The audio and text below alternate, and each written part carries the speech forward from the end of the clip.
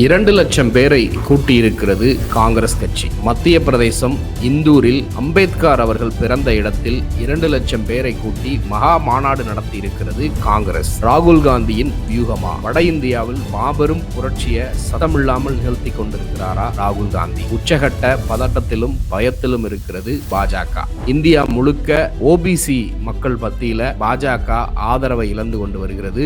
அதை தொடர்ந்து SC ST பிரிவின மக்கள் மத்தியிலும் ஆதரவை இழந்து கொண்டு வருகிறது. இதை பற்றிய ஒரு விரிவான செய்தியை இந்த வீடியோல நம்ம பார்க்க போறோம்.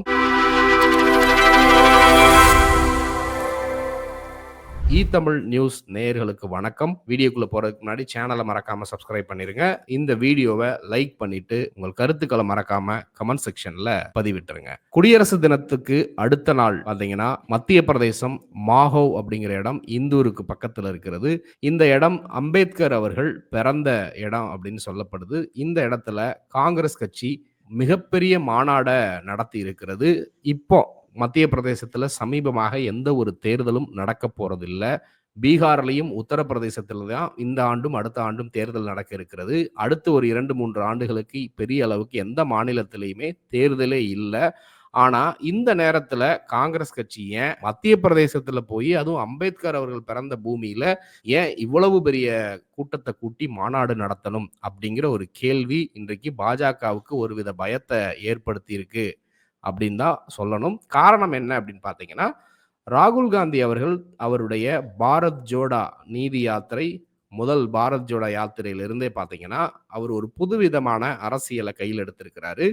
எல்லா பக்கம் போறப்பையும் சாதிவாரி கணக்கெடுப்பு எடுக்கணும், சமூக நீதி அடிப்படையில் இந்த மக்களுக்கு அவர்களுடைய உரிமைகளை மீட்டு கொடுக்கணும் அப்படிங்கிற விஷயத்தை முன் வச்சு பேசிக்கிட்டு வராரு. இந்த விஷயம் காங்கிரஸ் கட்சிக்கு ஒரு எட்ஜை உருவாக்கி இருக்கிறது, அவங்களுக்கு ஒரு அட்வான்டேஜை உருவாக்கி இருக்கிறது அப்படின்னு தான் நிச்சயமாக சொல்லணும். 2019 ஆண்டு நடந்த நாடாளுமன்ற தேர்தலில் பார்த்தீங்கன்னா அதிகபட்சமாக காங்கிரஸ் கட்சி ஒரு 48 இடங்கள்ல வெற்றி பெறாங்க.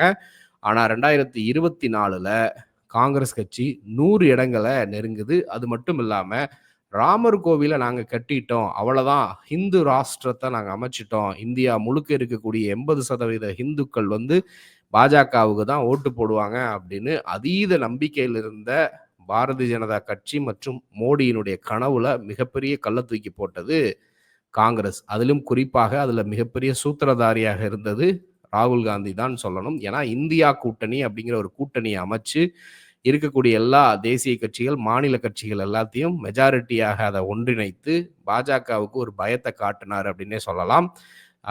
2023 டிசம்பர் வரைக்கும் என்ன சொன்னாங்க அப்படின்னு பார்த்தீங்கன்னா, மோடி சர்க்கார், பாஜக சர்க்கார் அப்படின்னு பேசிக்கிட்டு இருந்தவங்கள NDA சர்க்கார்னு பேச வச்சாங்க. அது மட்டும் இல்லாமல் கூட்டணி தலைவர்கள் எல்லாத்தையும் அருகில் அணைச்சிக்கிட்டு கூட்டணியாக பயணிக்கணும் அப்படிங்கிற லெவலுக்கு மோடி தள்ளப்பட்டார் அப்படிங்கிறத பார்க்குறோம். 400 இடங்கள்ல வெற்றி பெறுவோம், அரசியலமைப்பு சட்டத்தை மாற்றுவோம் அப்படின்லாம் பாஜகவை சார்ந்த சில தலைவர்கள், ஏன் ஒரு MP கூட பேசிக்கிட்டு இருந்ததை பார்க்குறோம். ஸோ இந்த இடத்துல தான் ராகுல் காந்தி ரொம்ப கிளவரா அதை பாலிடிக்ஸ் பண்ணாரு அப்படின்னு சொல்லணும். ஏன்னா சொன்ன அந்த சில விஷயங்களை எடுத்து தான் முழுக்க கையில் ஒரு அரசியலமைப்பு சட்ட மாதிரி புத்தகத்தை எடுத்துக்கிட்டு இந்தியா முழுக்க பிரச்சாரத்தை தொடங்கினாரு. எங்கெல்லாம் பாஜக செல்வாக்கா இருக்குதோ அங்கெல்லாம் முழு வேகத்தோட காங்கிரஸ் கட்சியும் ராகுல் காந்தியும் பிரச்சாரத்தை தொடங்கினாங்க.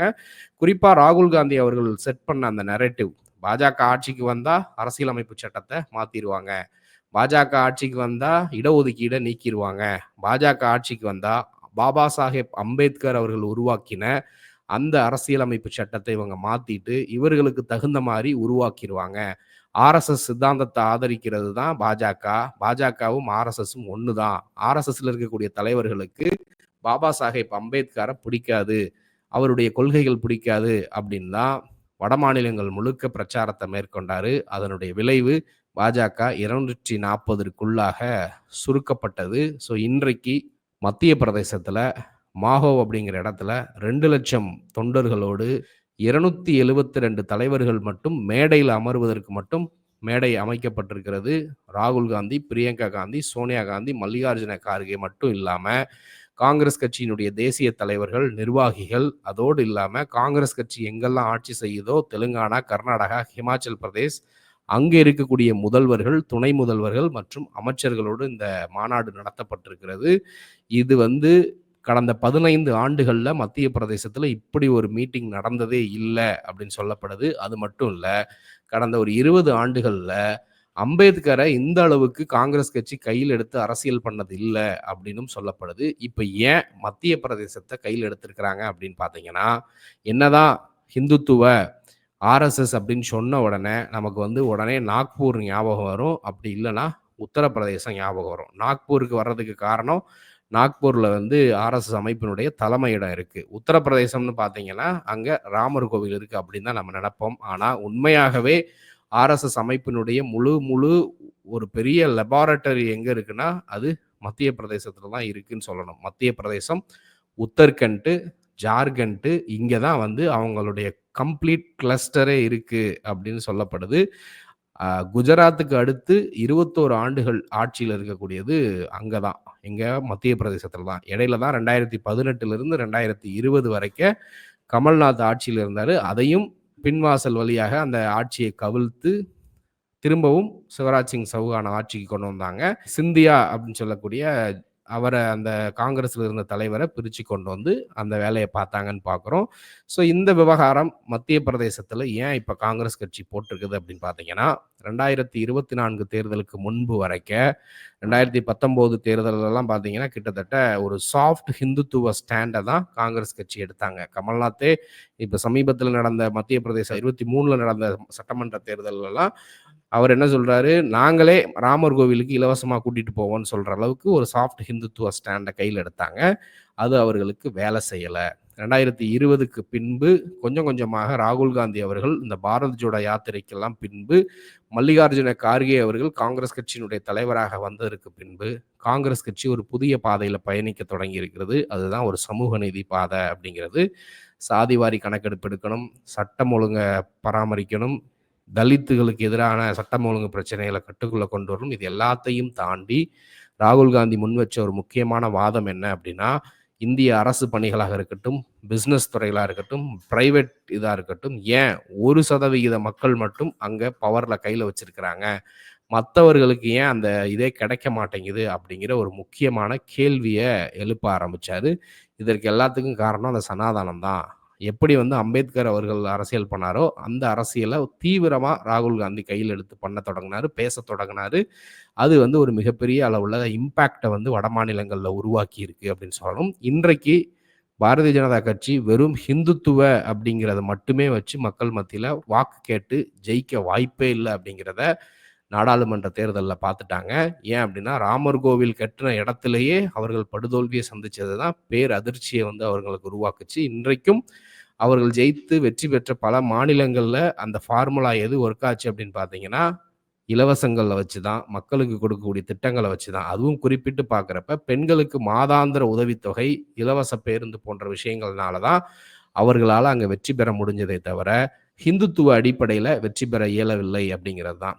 இதனால தான் காங்கிரஸ் கட்சி இப்போ ஒரு முக்கியமான அ கருத்து உருவாக்கத்துக்கு உள்ளாக போறாங்க. ஒரு ரியலைசேஷன் பாயிண்ட்க்கு வந்திருக்கிறாங்க. என்ன அப்படின்னு பார்த்தீங்கன்னா, பிஜேபி ஸ்ட்ராங்கா வலதுசாரி அப்படின்னு அவங்க எஸ்டாப்ளிஷ் பண்ணிட்டாங்க. ஆனா காங்கிரஸ்ல அப்படி இல்ல. ஒரு புறம் எக்ஸ்ட்ரீம் வலதுசாரியும் இருக்காங்க, எக்ஸ்ட்ரீம் லெஃப்ட்டும் இருக்கிறாங்க. ஆனா இதுதான் காங்கிரஸ், இந்த மக்களுக்காக தான் போராடுது, இந்த கொள்கைக்காக தான் இது உயிர்ப்போட இருக்குது அப்படின்னு சொல்லவே இல்ல. ஆனா இப்போ அத எஸ்டாப்ளிஷ் பண்றதுக்காக தான் இந்த இடத்த தேர்ந்தெடுத்திருக்கிறாங்க. 2023ல பார்த்தீங்கன்னா, 2023 கடைசி காலகட்டத்தில நாக்பூர்ல, மகாராஷ்டிராவுல காங்கிரஸ் கட்சியினுடைய 139வது ஃபவுண்டேஷனல் டே வந்து கொண்டாடுறாங்க. அந்த இடத்துல ராகுல் காந்தி சொன்ன வார்த்தை தான் ரொம்ப முக்கியமான வார்த்தை. இது பிஜேபி அப்படிங்கிற ஒரு கட்சிக்கு எதிரான போட்டியோ, சண்டையோ கிடையாது. இது வந்து ஒரு போர். சித்தாந்தத்திற்கு எதிரான போர். 1000 ஆண்டுகளுக்கு மேலாக இந்தியாவை அடிமைப்படுத்தி வச்சிருந்த ஒரு சித்தாந்தத்திற்கு எதிரான போர் அப்படிங்கிறத அறிவிச்சாரு. நம்ம தேர்தலுக்காக மட்டும் இல்ல, மக்களுடைய இத வந்து அடிமைப்படுத்தி வச்சிருக்கிற இந்த சித்தாந்தத்த ஒழிச்சு கட்டணும் அப்படிங்கிறத தான் அவர் முன் வச்சு பேசினாரு. ஸோ அதன் அடிப்படையில தான் இன்றைக்கு அம்பேத்கர் அவர்களையும் காங்கிரஸ் கட்சி கையில எடுத்திருக்கிறது. ஒரு மேடையில 270 சேர், ஒரு மேடையில அரசியல் கட்சி மேடையில மட்டும் 270 பேர் உட்கார்றாங்கன்னா, எந்த அளவுக்கு அவங்க சீரியஸா அத எடுத்திருக்கிறாங்க அப்படின்னு பாருங்க. இன்னைக்கு மத்திய பிரதேசம், ராஜஸ்தான், சத்தீஸ்கர், உத்தரகண்ட், உத்தரப்பிரதேசம்னு எல்லா இடங்கள்லையும் ராகுல் காந்தி திட்டமிட்டிருக்கிறார். எதற்காகன்னா அரசியலமைப்பு சட்டத்தை பாதுகாக்கணும் இந்த பிஜேபி காரர்கள்ட்ட இருந்து அப்படின்ற ஒரு மீட்டிங் அரேஞ்ச் பண்ணியிருக்கிறாரு. சமீபத்தில் ஜனவரி 18 பீகாரில் ஒரு மீட்டிங் நடந்துச்சு. ஸோ இந்த விவகாரத்தில் காங்கிரஸ், ராகுல் காந்தி கிரவுண்ட் லெவலில் ஒரு புரட்சியை நடத்திக்கிட்டு இருக்கிறாரு. கொஞ்சம் கொஞ்சமாக ஒரு வெற்றியையும் சுவைத்து கொண்டிருக்கிறார் அப்படிங்கிறத பார்க்குறோம். இதை குறித்து நீங்கள் என்ன நினைக்கிறீங்க அப்படிங்கிறத மறக்காமல் கமெண்ட்டில் சொல்லுங்கள். தொடர்ந்து பேசுவோம். நன்றி.